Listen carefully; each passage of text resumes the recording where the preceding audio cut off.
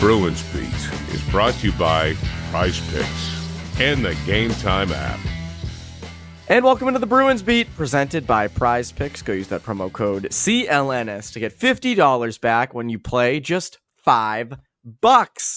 And we're presented by Game Time. Go use that promo code CLNS to get $20 off that first purchase. Terms apply. You got the Celtics opening their season very, very soon. You've got the Bruins in action.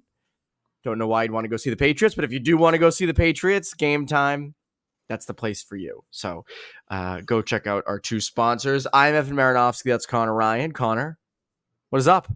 Evan, I'm doing well. How you doing? Doing great. Great to see the Bruins out in a new arena out in Utah, or a new, facing a new franchise, the Utah Hockey Club. It's late Saturday night game. Kind of a dud. 2-1 loss. Overtime. The hype of a season is so fun, and then you forget about those sort of like those away games that are just kind of like not much happened, like a late night Saturday game, or late Wednesday or Thursday game where it's like not much took place there. Bruins, though, Montgomery not happy with his team's performance at all. They had a really tough practice on Sunday. I was reading your colleague Jim McBride's story of how that went. Montgomery, there was an interesting comment Montgomery made, because the Bruins are now 3-2-1, and some people are kind of concerned about that record. Montgomery's not really concerned about the record. A lot of teams are sort of in that same spot of just sort of middling team, but he's more concerned with sort of that. He mentions process, which I think to most people means you're not winning your battles. Teams are out skating you, which that is concerning. You saw that a little bit Saturday. You saw that a good amount Saturday against I keep wanting to call them by a name, but the Utah Hockey Club. Yes. I think it's Utah. HC. The HC, yes. Those jerseys, by the way. Ooh. Need a little more spice. Need a little touch more, up, yeah. Little seasoning. What do you think, though? What do you think about where they're at right now? Yeah, I think it's very much a work in progress in terms of building this team's identity and what their approach has to be on the ice. It's funny. You almost look at how great they were last year, and especially how strong they started. If you flipped in terms of expectations, I would have fully expected last year was going to be the year where it was going to take them some time to gel, just because you had so many moving parts. You're without two key guys down the middle in Bergeron and Krejci. It was kind of a sea change in terms of just the overall core of this team. So you expected those growing pains last year. I think it's carried over a year maybe. And again, overall, the body work hasn't been great. Hasn't been a lot of 60-minute efforts. It's still a work in progress in terms of, I think the defense, I'm not too worried about that. I think they've gotten better from early on in the year in terms of especially net front coverage, stuff like that. But I think just the overall cohesion, especially at 5-on-5 play, just hasn't been there yet, and you're not getting a lot of quality chances because of it. And I know I'll give credit to Scott McLaughlin from WEI, who did kind of the deep digging here, looking at their 5-on-5 ranks per 60 minutes of the Bruins. They are 31st at 5-on-5 in shot attempts, 32nd in shots on goal, 30th in scoring chances, and 30th in high danger chances. So it's one thing where I think Scott mentioned this, the Bruins under Montgomery have not been a high volume shooting team, right? They're not like the Cassidy days of just putting any puck on net and see what happens. They're much more quality over quantity in terms of what they're looking for there, but you're not even doing that, right? It's one thing if you're 30th in shot attempts, but you're still scoring at a high rate, or you're still top 10 in high danger chances. You're not doing anything right now. You're holding on to the puck and not doing a whole lot. And that's a losing formula, however you want to structure things, right? In terms of what your 5-on-5 scoring is.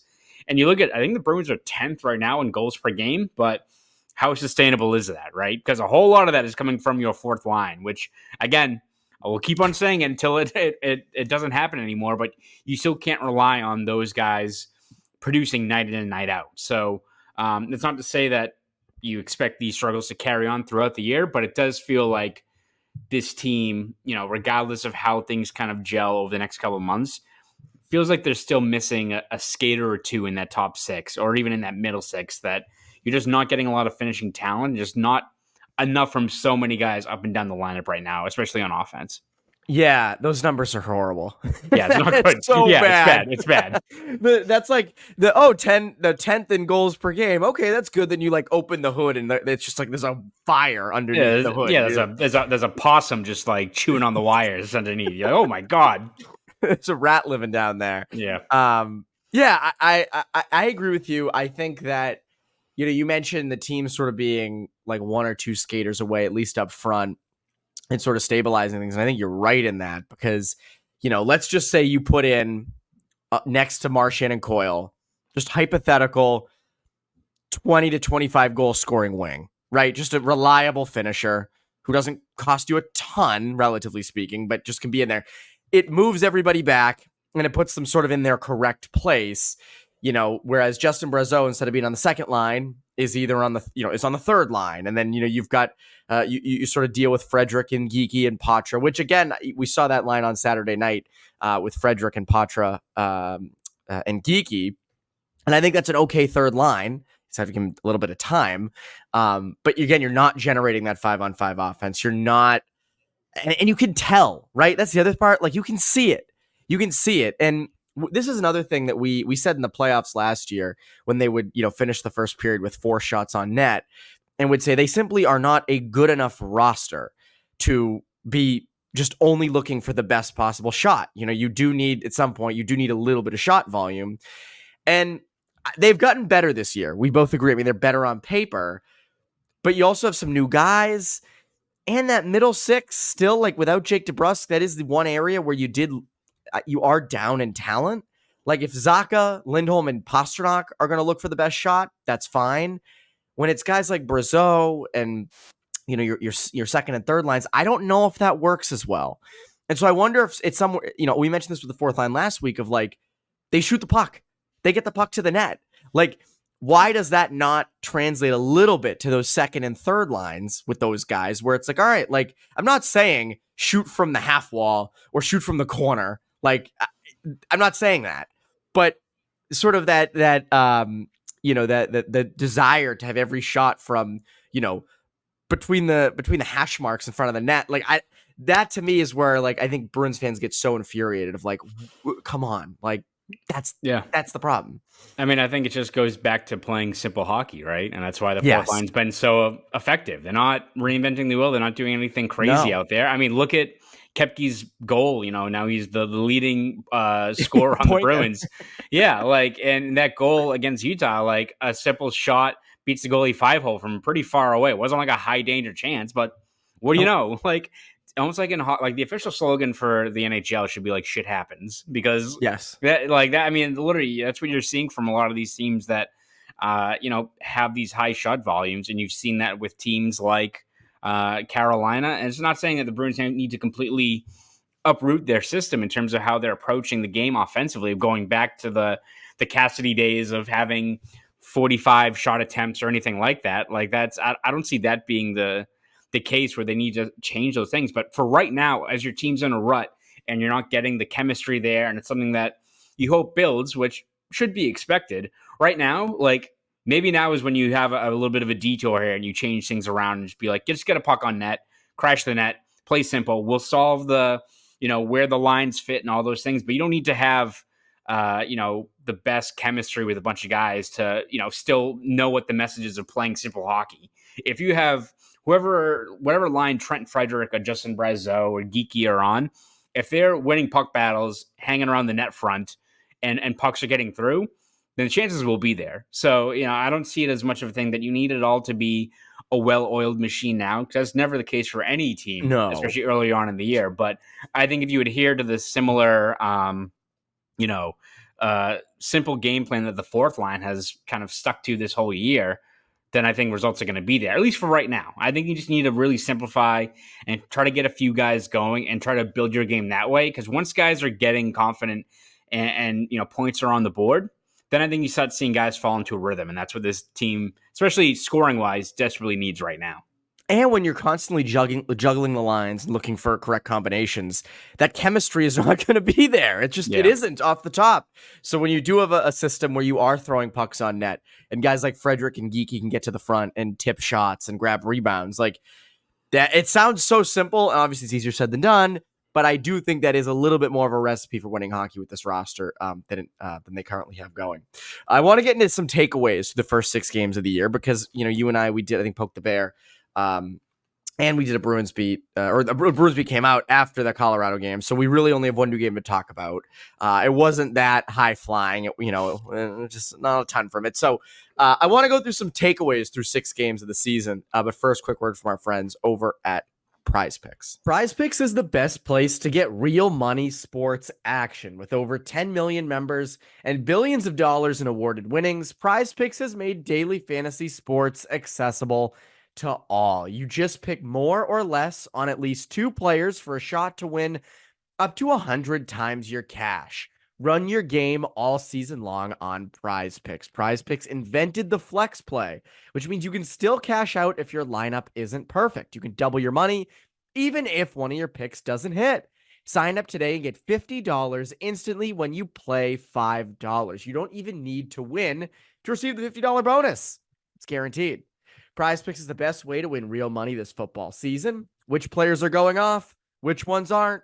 Make your picks in less than 60 seconds and turn your sports opinions into real money all season long on Prize Picks. It's hard not to pick more receiving yards for Justin Jefferson or more passing yards for Josh Allen. So download the app today and use code CLNS to get $50 instantly after you play your first $5 lineup. Again, download the app and use code CLNS to get $50 instantly after you play your first $5 lineup. Prize Picks, run your game. Now, back to the show. So takeaways, Connor, takeaways from the first 6 games. And my first takeaway is not going to be a takeaway, it's a question. And it's a question, it's really a question I would never have expected to ask myself. You go back 2 weeks and say, all right, 6 games into the season, what's your first question going to be about this roster, about moving the lines around? You'd be like, this one? Should they move Cole Koepke up in the lineup? Isn't that wild? And you tweeted out, what if he's just the next Carter Verhaeghe? Which honestly, at this point, maybe he is. They might be onto something here. A nice Syracuse crunch player that was putting up numbers gets a shot somewhere else. Be awesome. Oh, what a story. And I mean, we're all rooting for it. Should he move up though? Should they break up that 4th line? I wouldn't right now. I think you try every other option before you do that, just because I think that 4th line is playing so well that I don't want to. It's like touching the dice, and I think you should leave. It's like quit fucking with them. Yes, exactly. Don't. The one thing. It's I don't know why I have this. I know. I was like, we didn't plan that out at all. Or it's like having taking a nice steak off the grill, and then after a minute, just cutting it, and you have to let it rest. So yes. I think right now patience has to be prescribed with that 4th line. Where they're playing so well, let them cook. I wouldn't do that yet. That being said, I mean, there's other options you can look at, right? Like Patra and a top 6 spot on the wing. You could see that being an option. I'd rather them, not hit the nuclear button, but I'd rather them look at, the Tyler Johnson scenario where you have to maybe waive a guy and accelerate maybe the banking cap space you're trying to do to get him signed, or call up Lysell. I'd rather do that before you touch this 4th line, because I think right now they're playing so well.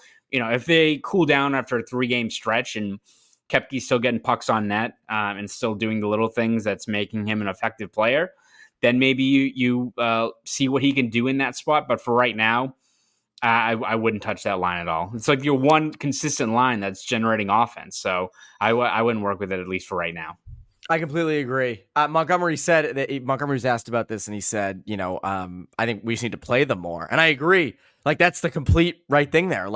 They are your 4th line on the chart, on the line charts, but they are not your actual 4th line. They are playing third. They're playing middle 6 minutes, and that's what they should play because they've been playing so well. I'm with you. You have other options in house. You mentioned Lysell. I know he scored a really nice goal this past weekend. You mentioned Tyler Johnson. We have not heard a lot about that from in there. What the latest is there. Patra, I mentioned this last week, of you want to move him in on the right wing. You want to move him up to center. I think there are other options there. Now, look, if Koepke has like 20 points in his first like 16, 17 games, then yeah, you probably are going to be forced to move him off of that. It's like Marchand in 2011. Like, all right, he's not a fourth liner anymore. Like, he's graduated up.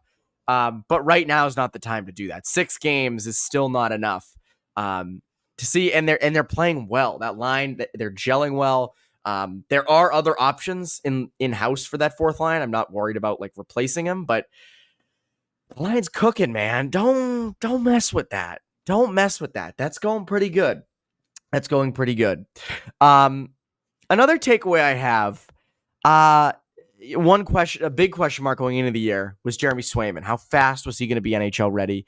I believe he has like a 2.71 goals against average or right around there. Yeah. 905 save percentage. Again, not staggeringly incredible numbers.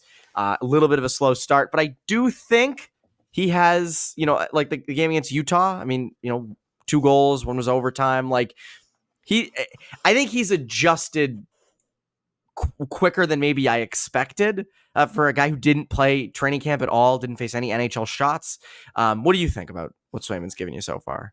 Yeah, I think that game on Saturday was a step in the right direction. I think going into that game, he had a negative goals saved above expected. So he's letting in more goals than when you look at the shot volume, the quality of shots, all those things. Because he had that, it was the Montreal game, and then the second game was the Florida game. Yes, yeah, that's right. So yeah, which again I think was to be expected when you're not playing all of training camp, you're not in any preseason games. There was going to be rust. I don't care.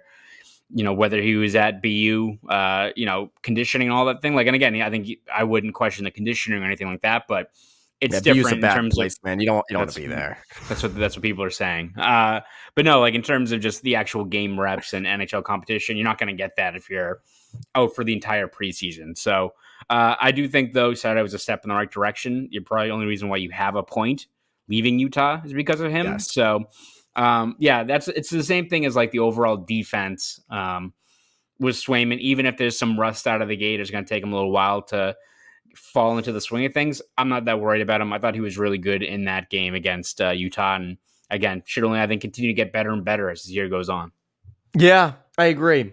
I want to get into some more takeaways, some takeaways you might have. But first, quick word from our friends over at Game Time. There's nothing like watching an NBA or NHL game live. The energy in the building, the sounds on the ice or the court, the memories you make with family, friends, and other fans.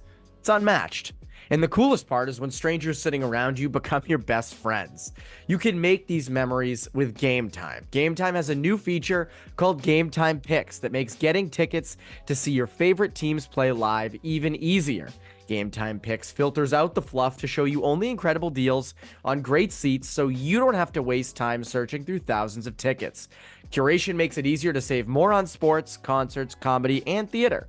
When I use Game Time, I also love the flash deals, which help me get discounted prices on really good seats.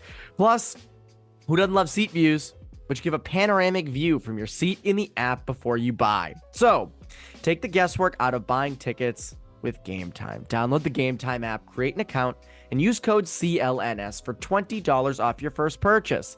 Again, terms apply. Create an account and redeem code CLNS for $20 off.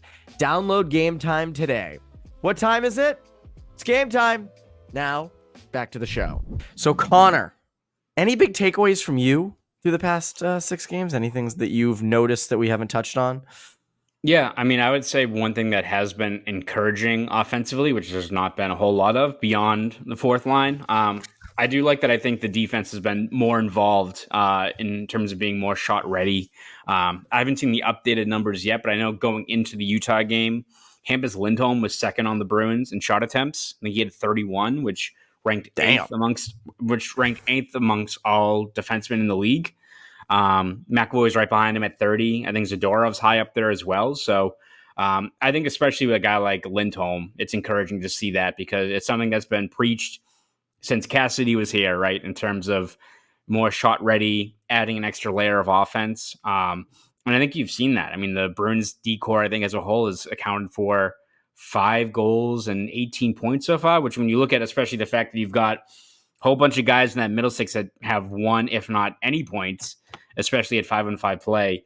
That is concerning, but I think when you have this decor that really has a lot of dynamic players out there, whether that's Lindholm, who seems to be more assertive this year, McAvoy, we know he's going to provide. Zadorov gets more pucks on net. And I think even Lohrei, who I think has responded pretty well since getting scratched in that home opener. I think as you're trying to find the pieces up front, you're going to need a lot of your decor to step up in terms of whether it's being more assertive, joining the rush, or just getting pucks on net. Again, and that coincides with just playing simple hockey down low. I do think it's been encouraging that the decor is taking kind of an active role, and it seems like they're finally listening to what the coaches have been preaching in terms of you just need, again, you don't need these guys to be Cale Makar or Bobby Orr out there, right? But like, if it's just getting pucks on net, good things are going to happen. Yes, and we said that with the forwards too. Like, and credit to the Bruins defense for being more apt with that. Shout out to Mason Lohrei, by the way, for some outstanding camera work on that Matt Poitras golf shot. Yes. I feel like that is a very underrated storyline in the whole. I mean, obviously the golf shot is number one. The divot next to the green, dude. Jeez, like as soon as that shot went doesn't off, respect the game. Matt Poitras doesn't respect the game. As soon as that happened, if it was me, I would immediately like turn and like the camera would be shaky because I'd be laughing so much. Like he stuck with the shot. It's a sign of a true pro. Yeah, for future down the road media guy. I think there's, like I don't know what executive producer behind the B. Yes. The Bruins will hire him as a videographer. I think that's a valid thing. You're right though, and we said this last week. Like every defenseman, Peak has 2 points through 6 games. That's the lowest one, and that's still phenomenal for a third pairing right shot shutdown guy. 2 assists.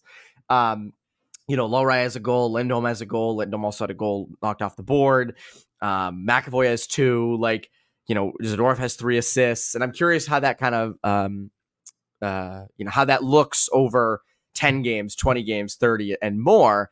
Again, like, does Lohrei finish with 40, 45 points? Like, I don't know. I mean, he's on that pace right now. I'm curious what does McAvoy look like points wise? What's Zadorov?